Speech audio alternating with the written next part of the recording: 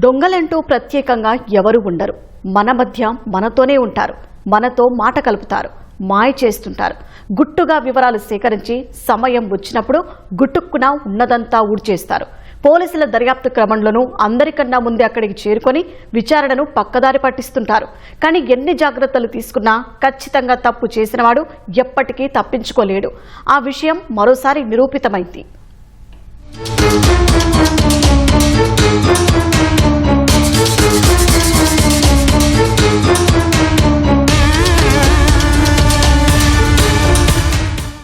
ఎన్టీఆర్ జిల్లా కొండపల్లిలో ఇటీవల వరుస దొంగతనాలు కలకలం రేపుతున్నాయి.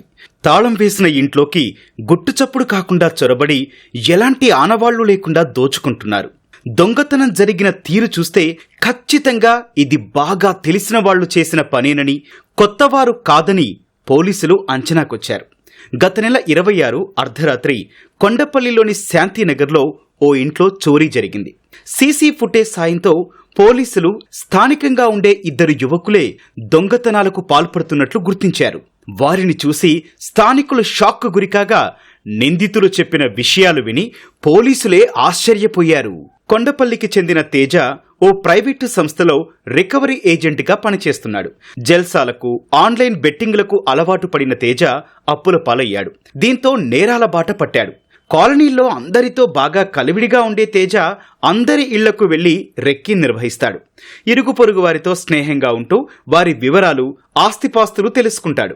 ఎవరెవరు ఎప్పుడెప్పుడు ఎక్కడికి వెళ్తున్నారో తెలుసుకొని అదును చూసి ఇంట్లో ఎవ్వరూ లేని సమయంలో దొంగతనాలకు పాల్పడుతున్నాడు. దీనికి అతని స్నేహితుడు సాయి సైతం సాయం చేస్తున్నాడు. శాంతినగర్ కాలనీలో ఉండే సింధు కుటుంబం షిరిడి వెళ్లగా ఆ ఇంట్లో తేజ, సాయి దొంగతనం చేశారు. సింధు భర్తకు తరచూ ఫోన్ చేస్తూ వారు ఎక్కడున్నారు, ఎప్పుడు ఇంటికి తిరిగొస్తారన్న విషయాలన్నీ కనుక్కొని మరీ చోరీకి పాల్పడ్డాడు. ఇంట్లో 68 గ్రాముల బంగారం, కిలో వెండితో పాటు 80,000 రూపాయలు ఎత్తుకెళ్లారు.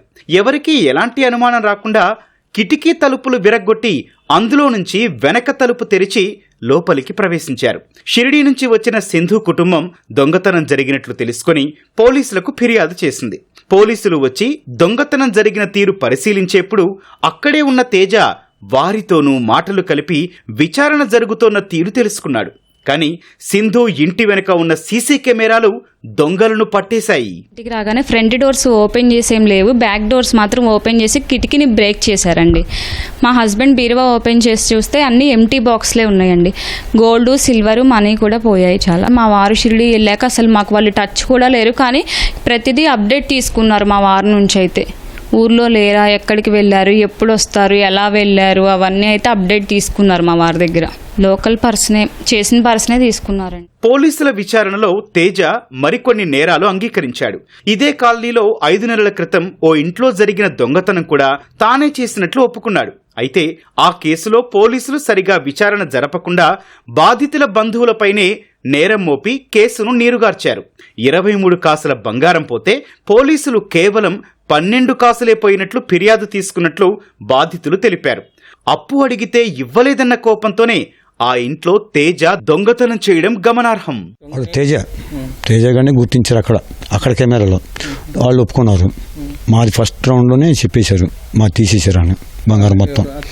తేజ వాళ్ళు చెప్పేశారు, సాయి అనే కుర్రోడు వీళ్ళిద్దరు చెప్పేశారు మొత్తం. శాంతినగరే మనలోనే తిరుగుతుంటాడు. వచ్చి పోలీసు వాళ్ళు అమ్మడు తిరిగాడు ఆ రోజున వచ్చి మామటే. అది జరిగింది అనక.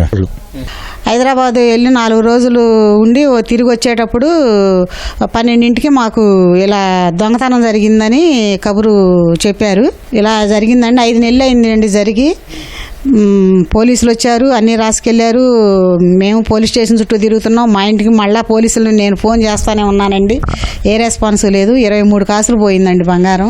మా తమ్ముడు కాల్ చేసి చెప్పాడు మాకు, ఇలా డోర్స్ పలక్కొట్టేసి ఉన్నాయి, కిచెన్ డోర్ అంతా పలక్కొట్టేసి ఉన్నది, ఇంట్లో బీరో ఓపెన్ చేసి ఉంది, తాళాలన్నీ ఓపెన్ చేసేసి గోల్డ్ అంతా తీసుకెళ్ళిపోయారు, సిల్వర్ అంతా తీసుకెళ్ళిపోయారు, ఏమేమి ఉన్నాయో లేవో తెలియదంటే మేము ఓపెన్ చేయమంటే చేసి చూపించాడండి. వీడియో కాల్లోని చూపిస్తే మొత్తం అన్నీ ఖాళీ అయిపోయి ఎంటీ బాక్సెస్ పెట్టున్నాయండి, గోల్డ్ ఎంటీ బాక్సెస్ అన్నీ. ప్రాసెస్ జరిగిందంతా 5 months అవుతుంది, ఇంతవరకు మాకేం గోల్డ్ రికవర్ అయితే అవ్వలేదండి. పోలీస్ వాళ్ళని కూడా మేము కలుస్తూనే ఉన్నాను, రిక్వెస్ట్ చేస్తూనే ఉన్నాము. వారికి ఫిర్యాదు చేసి కూడా ఏ రోజైతే జరిగిందో ఆ రోజే ఫిర్యాదు చేశామండి. ఎప్పటికప్పుడు మా వారు కనిపిస్తూనే ఉన్నారు పోలీస్ స్టేషన్కి వెళ్ళి. మేమైతే అడుగు పెట్టలేదు అక్కడికి. ఇంకాను మేము వెళ్తామంటే కూడా మా వారు వద్దులేండి, ఇంకా వాళ్ళు చూస్తా అంటున్నారు కదా అని చెప్పి అంటున్నారు. ఇంతవరకు మాకు వాళ్ళ తరపు నుంచి అయితే మాకు ఏ రికవర్ అయితే రాలేదండి. 6 నెలలుగా కొండపల్లి ప్రాంతంలో జరిగిన దొంగతనాలపైన పోలీసులు ఆరా తీస్తున్నారు. వీరు ఎక్కడెక్కడ దోచుకున్నారో మొత్తం దర్యాప్తు చేస్తున్నారు.